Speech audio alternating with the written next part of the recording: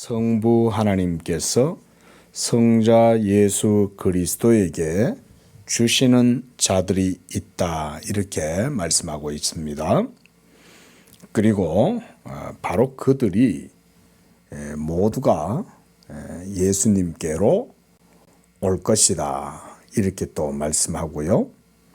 그리고 그렇게 아버지의 뜻대로 예수님께로 오는 자들은 예수님이 결코 내쫓지 아니한다, 이렇게도 말씀을 합니다. 그래서 38절에서는 예수님이 하늘에서 내려온 것은 자기의 뜻을 행하려 함이 아니라 자기를 보내신 아버지의 뜻을 행하려고 하늘에서 내려오셨다, 이렇게 말씀을 합니다. 하늘에서 내려왔다는 얘기는 성부, 성자, 성령 한 신적 그 본질 안에서 무궁하고 충만한 그 하나님의 사랑, 삼위일체 하나님 안에 있는 충만한 생명과 그 사랑, 그 가운데 하나님과 한 본질이셨던 그 예수님이 이제 그 하늘의 영광과 신적 영광, 또 예수 그리스도의 그 모든 권세, 이런 것들을 다 내려놓고 오셨다, 이 말씀이죠. 그리고 그렇게 해서 이 세상에 오신 것은 바로 아버지의 뜻을 행하게 하려고 그렇게 하셨다는 것입니다. 그리고 39절에서는 예수님을 보내신 하나님 아버지의 뜻은 아들에게 주신 자, 바로 이들이 모두가 다 하나님의 택하심을 입은 자들이죠. 그게 이제 37절에서도 아버지께서 내게 주시는 자라고 말씀했고, 또 39절에서도 내게 주신 자, 이렇게 또 말씀을 했습니다. 그리고 바로 그들을 하나도 잃어버리지 아니한다 라는 얘기는 예수님도 아버지가 자기에게 주신 자들이 누구인지를 정확하게 다 아신다는 말이죠. 쉽게 얘기하면 가룟 유다는 그 가운데 포함되어져 있지 않죠. 우리가 요한계시록에서 14만 4천, 이러면 택한 무리 수가 바로 14만 4천이라 그랬는데, 그 14만 4천이 상징하는 하나님의 택한 백성들의 총수, 그 안에 가룟 유다는 포함되어져 있지 않는 거죠. 하지만 아버지께서 창세 전에 그리스도 예수 안에서 아들에게 주신 자들, 그들은 하나도 잃어버리지 아니한다.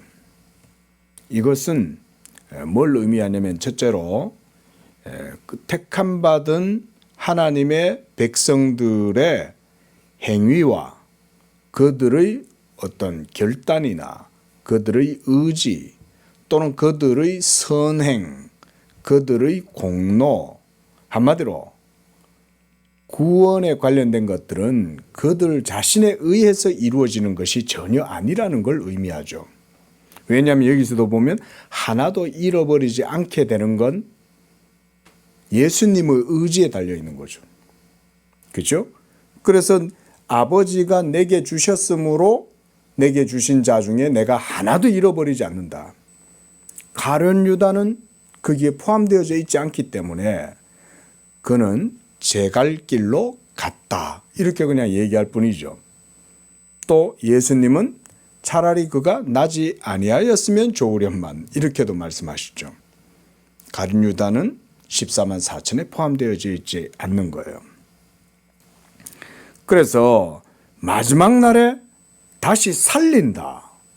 예수님이 마지막 날에 자기에게 주신 그 하나님의 택하신 성도를 다시 살리시는 것도 누가 살리시냐? 아들이 살리시는 거예요. 바로 이 일 하시려고 예수님이 이 세상에 오셨어요. 그리고 40절에 아버지의 뜻은 아들, 아버지가 보내신 아들입니다. 아버지께서 보내신 이 아들 예수 그리스도를 보고 믿는 자마다 영생을 얻게 하는 것이 바로 아버지의 뜻이라는 거예요. 그리고 아들은 마지막 날에 그를 다시 살려내신다. 이때 예수님이 마지막 날에 다시 살리신다라고 하는 것은 여러 가지 의미가 있겠지만 그 중에서 제일 중요한 의미는 뭐냐면 예수님 자신이 구원을 만들어서 그에게 구원을 선사해 준다, 이런 의미가 있습니다. 그러니까 내가 다시 살리리라라는 말은 예수님이 성도의 구원의 조건을 자기가 충족시키고 그래서 성취하고 그렇게 해서 그것으로 그들을 구원하신다, 이런 의미죠. 그러니까 예수님 자신이 하시는 일을 이렇게 지금 말씀을 하고 있는 거죠.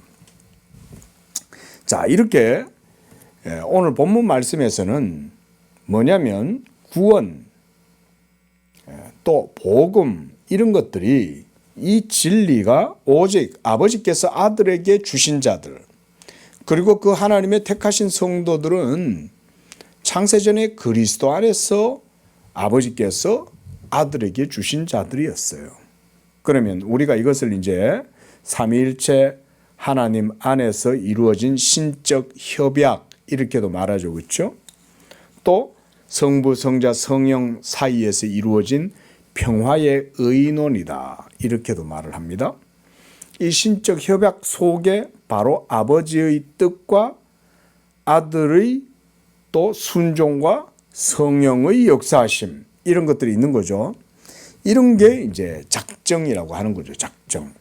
영원전 작정, 이런 거죠. 이 영원하신 삼위일체 하나님 안에서의 이 작정이 바로 뭐냐면 우리가 그냥 삼위일체인데 그냥 신적 작정이라 합시다. 자, 신적 작정, 이것은 삼위일체께서 영원전에 행하시는 거죠.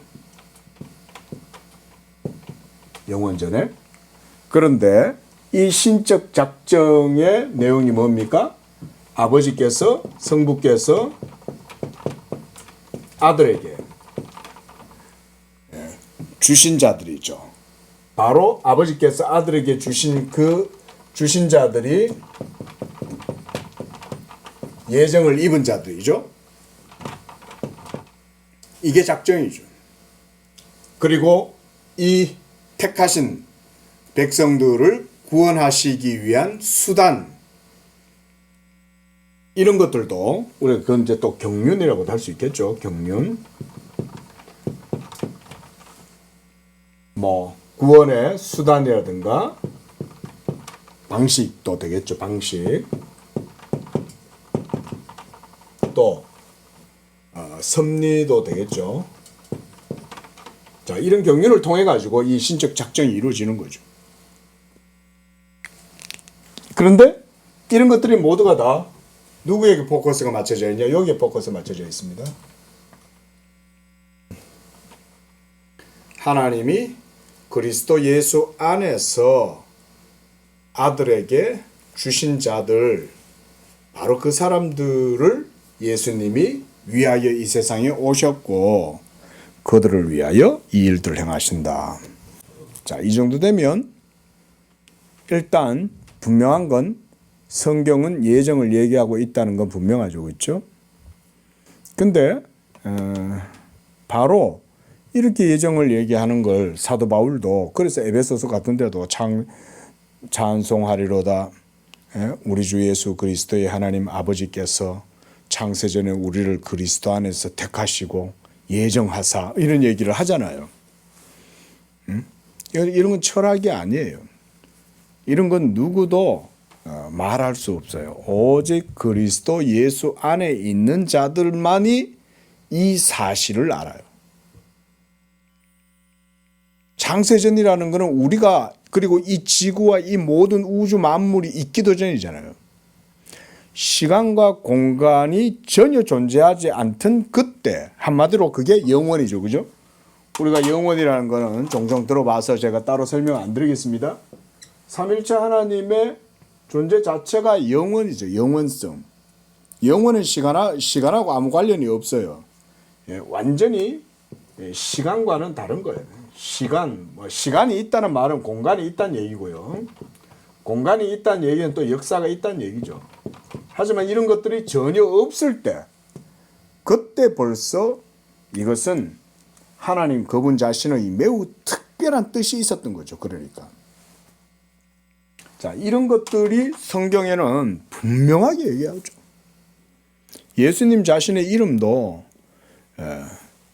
우리가 아들을 낳으리니 이름을 예수라 하라 라고 하면서 이는 그가 자기 백성을 저희 죄에서 이랬어요. 자기 백성을 그들의 죄에서 구원하신다. 이게 예수님의 이름의 뜻이었어요. 예슈아. 그러니까 성경은 성경에서 말하는 구원이라는 것과 복음 진리라는 것은 그런 거예요. 그러니까 예정론 없이 복음을 말한다? 그건 있을 수 없어요. 복음을 명확하게 그리고 마치 아주 면밀하게 복음을 아주 깊이 있고 체계적으로 복음의 진리를 강조한다 그러면 예정론도 동시에 같이 얘기돼야 돼요. 예정론이 언급되지 않는데 복음을 말한다. 그러면 거기에는 한쪽으로 치우친다든지 반쪽밖에 안 된다든지 이렇게 되는 거예요. 사도 바울 보십시오. 하나님을 찬양하잖아요. 에베소서 같은 데서. 얼마나 부유하게 찬양합니까? 에베소서 같은 경우는 우리가 칼빈 같은 경우는 이 에베소서 이러면 아주 이 복음 중에서도 다이아몬드라고 할 정도로 굉장히 화려하고 아름답잖아요. 에베소서가. 그런데 거기에 예정의 교리가 딱 1장부터 벌써 언급이 됐죠. 굉장히 중요한 거죠. 자, 한번 내 말씀들을 보겠습니다. 오늘은 6절입니다. 768쪽. 택함을 받은 사람은 그리스도의 돌봄과 후견을 통해 견인의 은혜를 누린다. 자, 보겠습니다. 우리가 말했듯이 선택의 확고함이 부르심과 연결되어 있다는 사실이 확신을 수립하는 데 있어 또 다른 방편이 된다. 자, 선택의 확고함, 이것은 어디에서 있습니까? 하나님 그분 자신 안에 있는 거죠. 거기에만 기초를 두고 있는 거예요. 다른 어디에도 이 선택의 원인이라든가 어떤 조건이라든가 어떤 연쇄 작용이라든가 이런 건 전혀 없어요. 그러면 이 선택이 확고한데 그래서 부르심과도 연결되어져 있겠죠. 예를 들어서 오늘날 우리 성도님들이 이 시대의 그리스도인으로 부름을 받았잖아요. 그래서 여러분들은 이 20세기, 21세기에 예수 믿는 성도로 이렇게 교회 나오고 예수님을 믿지만 그러나 여러분들의 그 믿음은 사실은 영원하신 하나님의 선택에서 부르심을 받아 나온 거죠. 그리고 바로 그런 것 가운데 우리가 확신이 분명하게 세워진다. 칼빈이 지금 그 얘기하죠. 부르심과 연결되어 있다는 이 사실이 우리에게 확신을 준다는 거죠. 이게 구원의 확신이에요. 그리스도는 자기의 이름에 대한 지식이 조명된 자들을 이끌어 들이셔서 자기 교회의 품에 안기게 하시고 자기의 돌봄과 후견 아래에 있게 하신다. 택하신 백성들을 한마디로 그리스도께서 그들을 이끌어 가신다 이 말이죠. 보호하시고 또 여러 가지 방편들로 그들을 후견하신다 이렇게 말씀하시는 거죠. 그들을 후견하여 영생에 이르도록 하는 일이 아버지에 의해서 아들에게 부여되고 맡겨진 것이다. 오늘 우리가 잠깐 상고했던 요한복음 6장 37절 39절에도 보면 내게 주신 자 중에 내가 하나도 잃어버리지 않는다. 그리고 마지막 날 내가 살린다. 이 모든 건 누가 해요? 아들이 하시는 거죠. 그렇죠? 내게 주신 자 중에 내가 하나도 잃어버리지 않는 것은 아들이 구원의 효력을 일으키시는 거예요. 그래서 성도들의 삶 속에서 역사하시는 거예요. 우리는 잘 모르죠. 여러분, 자녀들이 부모가 자녀들을 돌보고 자녀들에게 얼마나 많이 그렇게 지키고 먹이고 입히고 한다는 거, 부모 자신은 알지만 자녀들은 잘 몰라요. 응? 부모가 얼마나 신경 쓰는지. 응? 잘 때도 얼굴 한번 들여다보고 열 재고 창문 열어놓고 더우면 시원하게 해주고 이렇게 하는 거 자녀들은 전혀 모르죠. 여러분, 예수님이 하나님의 택하신 여러분들, 자녀들을 그와 같이 지키셔요. 근데 우리는 잘 모르죠. 우리는 부모가 돼도 내 자식만 사랑할 줄 알지 하나님이 나를 그렇게 사랑하신다는 생각은 별로 안 하잖아요. 아버지의 사랑뿐만 아니라 예수님도 아버지께서 사랑하시는 자들을 동일하게 사랑하시는 거예요. 그렇다면 우리가 원하는 것은 무엇인가? 그리스도는 큰 소리로 아버지가 구원하고자 원하시는 사람들을 모두 자기에게로 옮겨져 자기의 보호 아래 있게 된다고 외치신다. 그러므로 만약 하나님이 우리의 구원을 돌보시는지 알고 싶다면 그가 우리를 그리스도께 위탁하셨는지 물어보도록 하자. 맞죠? 지금 그런 얘기를 지금 우리가 하고 있는 겁니다. 왜냐하면 그리스도가 하나님의 모든 백성을 유일한 구원자로 세우심을 받으셨기 때문이다. 만약 우리가 그리스도께 받아들여져서 그의 돌봄과 후견 아래 있음에도 불구하고 여전히 이를 의심하고 있다면 그가 목자로서 우리를 위해 기꺼이 자기를 내어주고 우리가 그의 음성을 들을 때 그의 양떼로 숫자 매김이 된다는 선포를 상기함으로써 그 의심을 물리쳐야 한다. 좋은 말씀이네요. 그러므로 인자하심으로 자기 자신을 우리를 위하여 내어주시고, 이게 바로 38절에서 보면 내가 이 세상에 온 것은, 그 말씀이 이제 이런 얘기인 거죠. 예수님이 왜 하늘에서 내려오셨을까? 왜 이 세상에 오셨을까? 그것은 내 뜻을 행하려 함이 아니라 아버지의 뜻을 행하려 함이라 그랬죠. 그 아버지의 뜻이 뭐예요? 바로 방금 칼빈이 얘기하는 이런 내용이죠. 우리 택하신 백성들, 하나님의 양떼의 목자가 되셔서 우리를 하나님의 목초지로, 생명수 강가로 인도하시기 위하여 그가 이 세상에 오셨다는 거죠. 그러므로 인자하심으로 자기 자신을 우리를 위해 내어주고 우리에게 다가와 마주 보시는 그리스도를 영접하도록 하자. 그는 우리를 자기 양떼로 분별하고 자기의 울타리 안에 몰아넣어 가두어 두신다. 한마디 이게 이제 예수님의 목양이죠, 목양.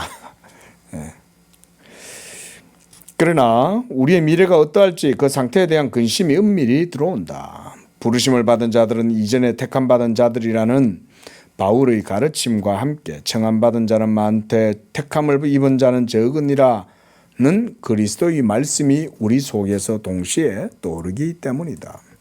실로 바울은 우리가 지나친 과신에 빠지지 않게 다음과 같이 경계한다. 그런즉 선줄로 생각하는 자는 넘어질까 조심해라. 또 당신은 접붙임을 받아 하나님의 백성이 되었는가? 높은 마음을 품지 말고 도리어 두려워하라.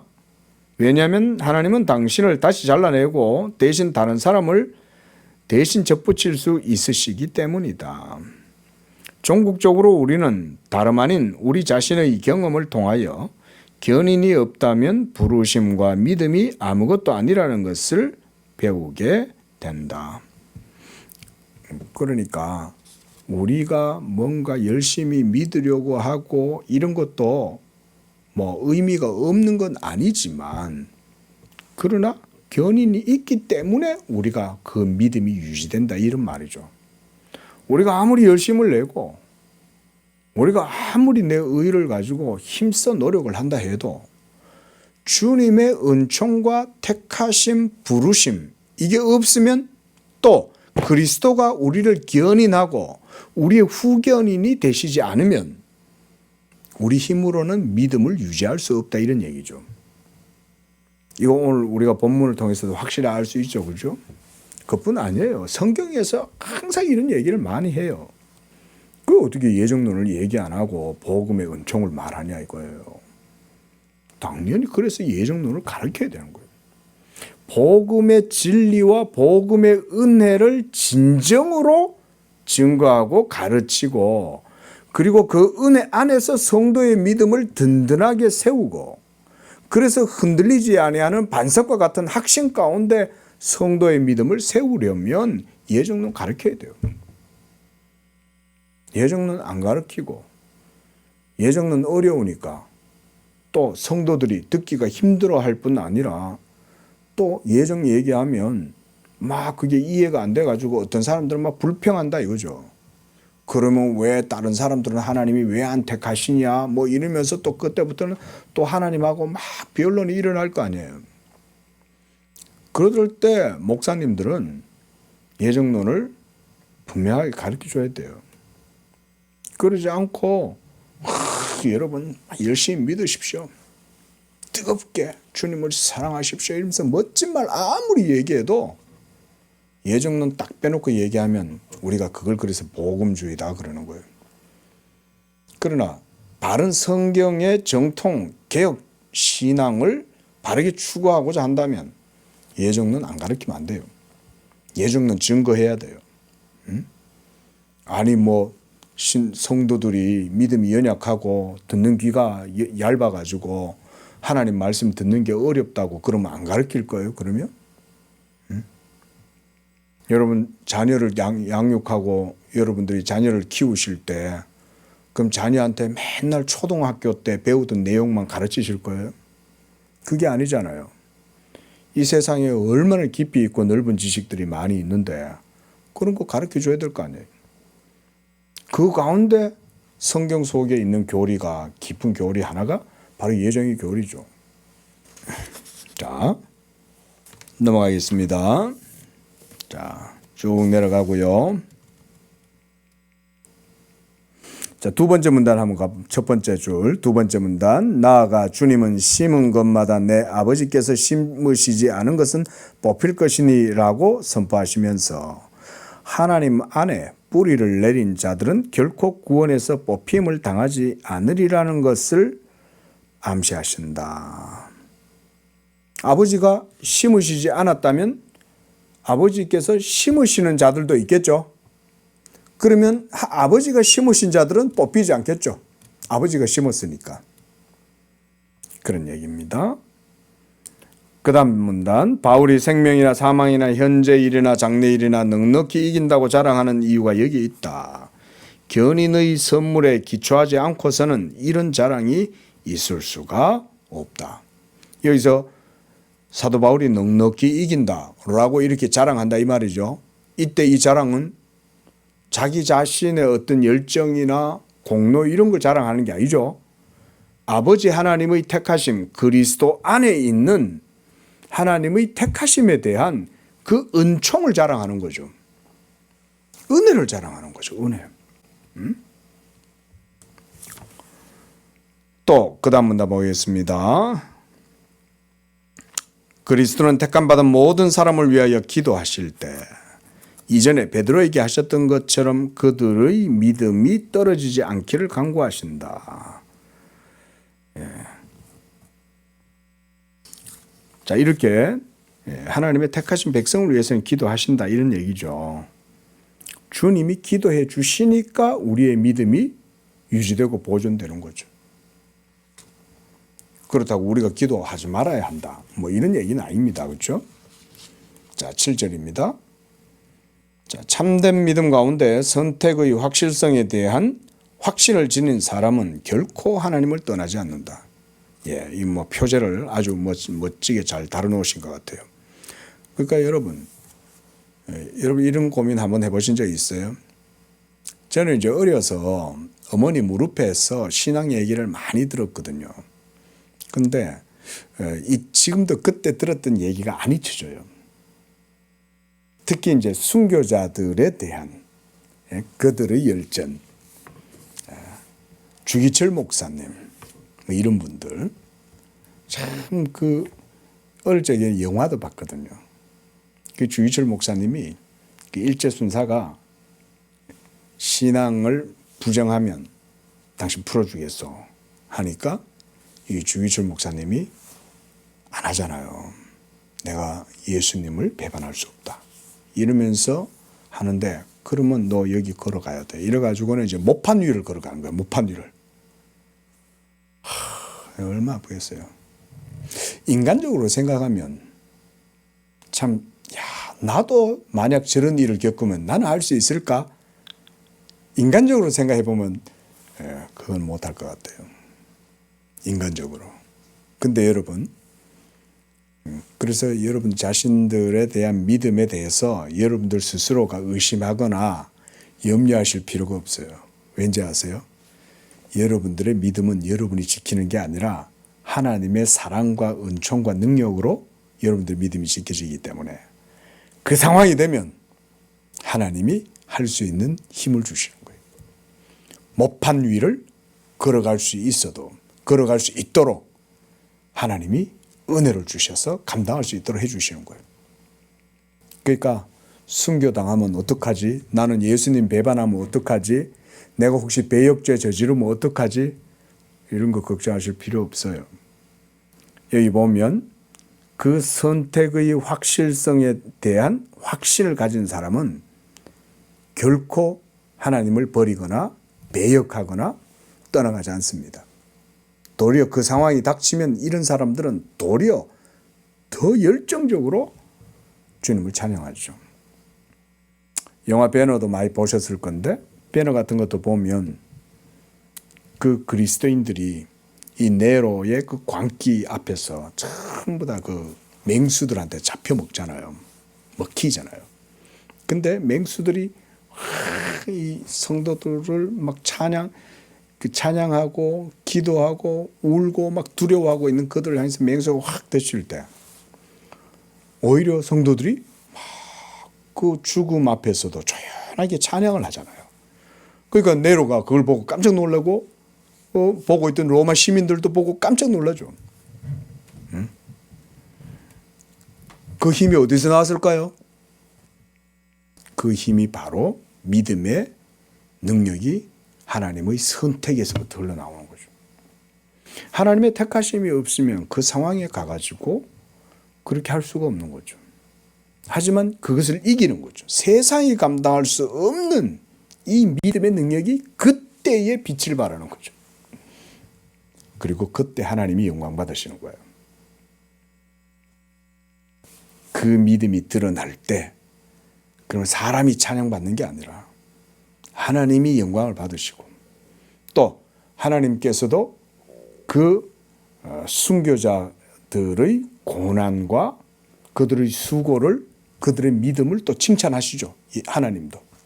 그리고 그들에게 네가 인내하고 내 이름을 버리지 아니하고 나를 부정하지 아니하고 끝까지 믿음을 지켰으므로 내가 너에게 생명의 면류관을 주겠다.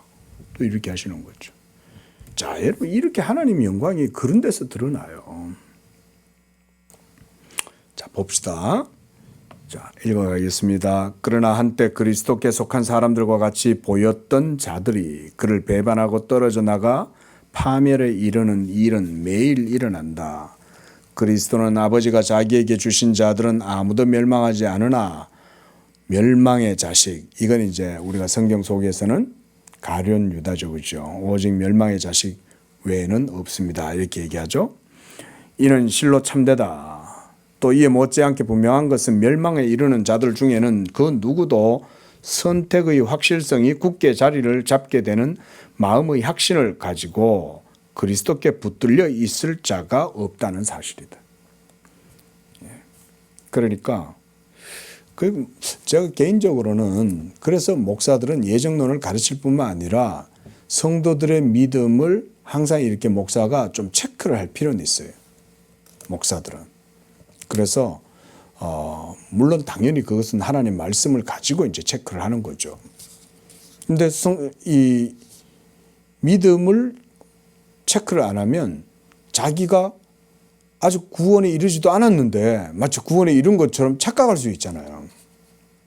그러니까 목사는 말씀을 전하면서 그 말씀으로 계속 그들의 영혼의 상태를 점검하고 피드백을 받아봐야 돼요. 나는 그들이 택함받은 자들이 지닌 부르심의 표징들과 유사한 표징들을 지니고 있음을 부인하지는 않지만 그렇다고 해서 내가 권고하는 바와 같이 신자들이 복음의 말씀에 따른 강구를 통해 이르게 되는 선택의 지주에 그들도 이르게 된다고 보는 것은 당연코 아니다. 그러므로 결코 이런 예들에 현혹되지 말고 주님의 약속을 잠잠히 계속해서 의지하도록 하자. 주님은 자기를 받아들이신 참 믿음을 지닌 자들 모두는 아버지가 자기에게 주신 자들로서 자기가 그들의 보호자와 목자가 되심으로 결코 멸망하지 않으실 것이라고 선언하신다. 유다의 가룟 유다입니다. 가룟 유다에 대해서는 후에 말할 것이다. 바울이 우리에게 벗어나기를 권고하는 것은 순수한 평정이 아니라 그들음과 자만과 다른 사람에 대한 경멸을 연이어 유발시키고 겸손과 하나님을 향한 경배를 소멸시키며 사람들로 하여금 그들이 받은 은혜를 망각하도록 하는 오만불선하고 고삐 풀린 육체의 자만이다. 바울은 자기가 가르치고 있는 이방인들에게 비록 그들이 하나님에게서 멀어진 유대인들의 자리에 대신 앉게 되었다 하더라도 유대인들을 모욕하거나 오만하고 냉혹하게 행해서는 안 된다고 말한다. 왜 그렇습니까?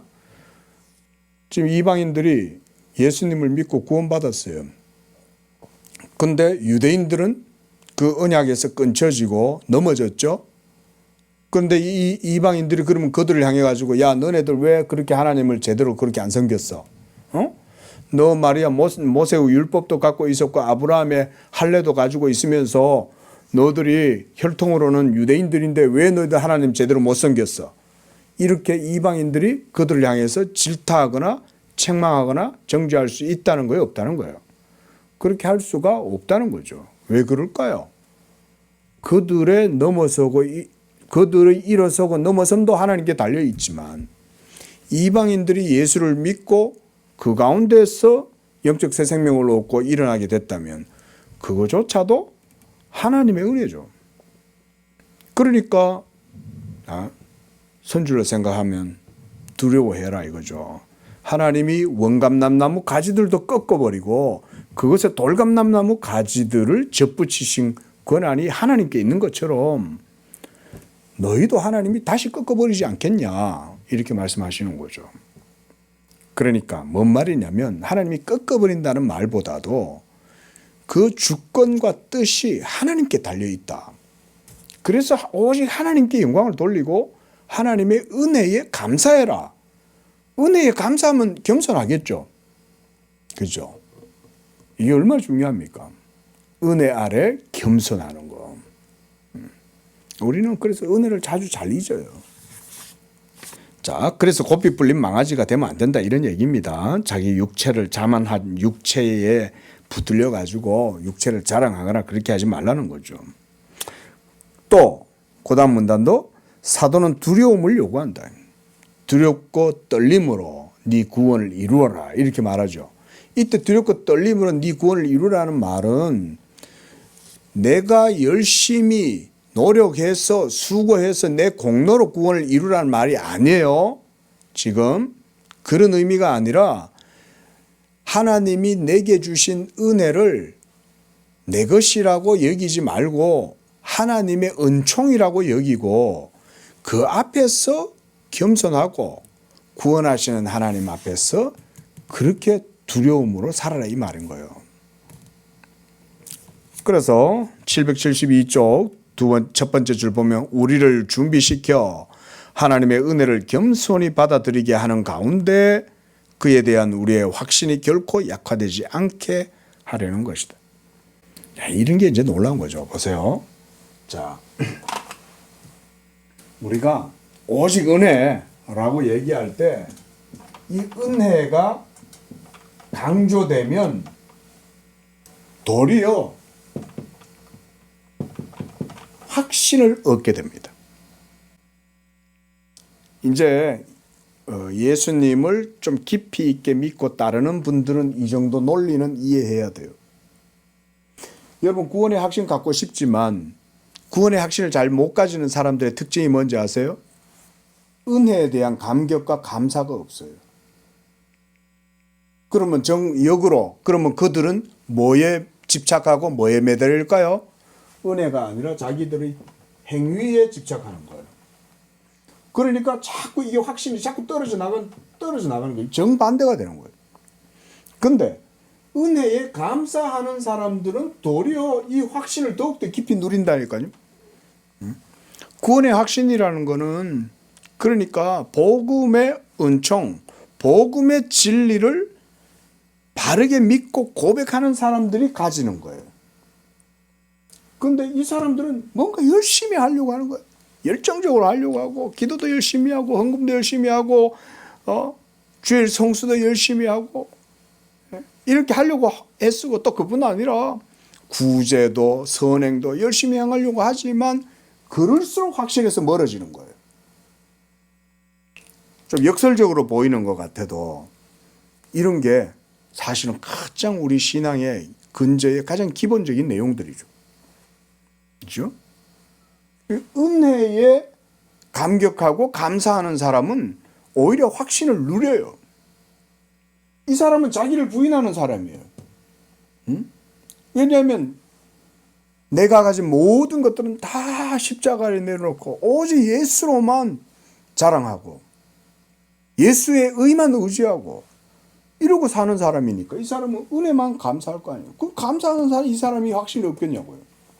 근데 이 사람은 자꾸 하면 할수록 확신이 떨어지는 거예요.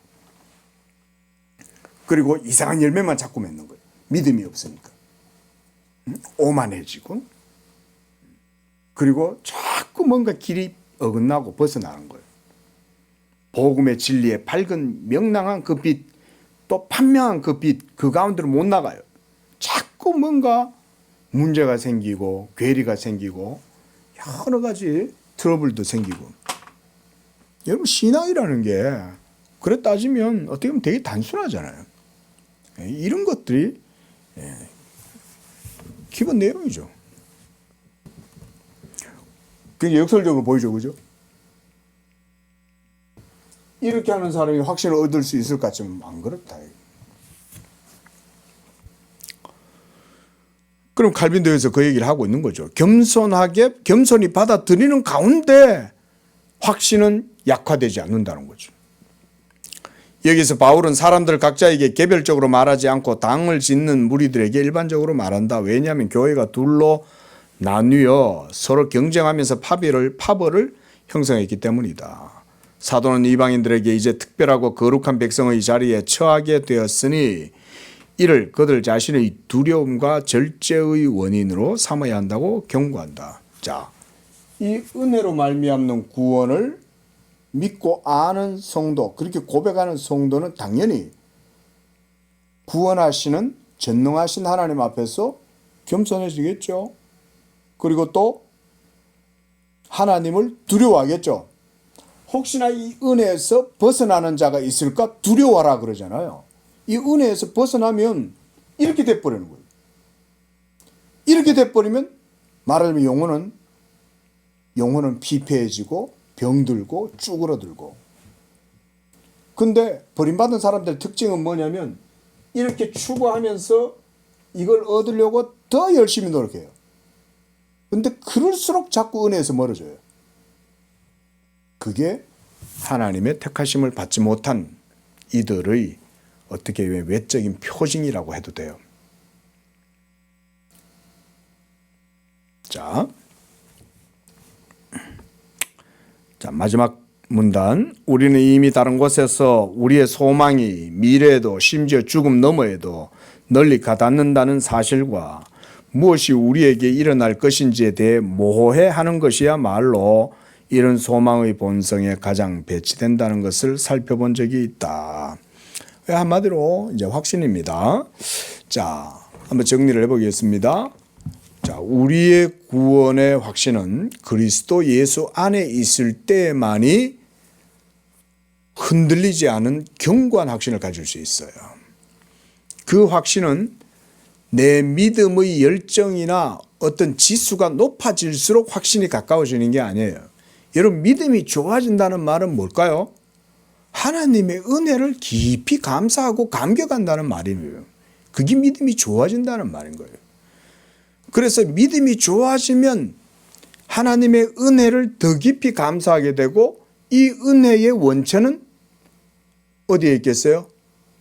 성부 하나님과 성자 예수 그리스도와 성령 하나님의 영원전의 신적 작정에서 그 기원을 두는 거죠. 그거를 고백하는 사람은 하나님의 은총이 얼마나 귀한지 모르는 거예요. 그러면 그 사람은 구원의 확신을 그리스도 안에서 흔들림 없이 견고하게 가진다.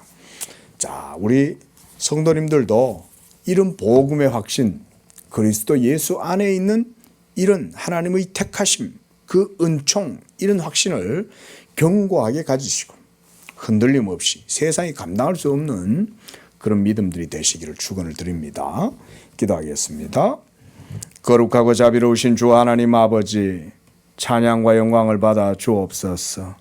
그리스도 예수 안에서 영원전부터 아버지 하나님의 기쁘신 뜻 가운데 아들에게 주신 자들을 하나님께서 택하시고 부르시고, 이제 이 시대 가운데에도 하나님의 택하심을 입은 자들을 불러내시는 줄로 믿습니다.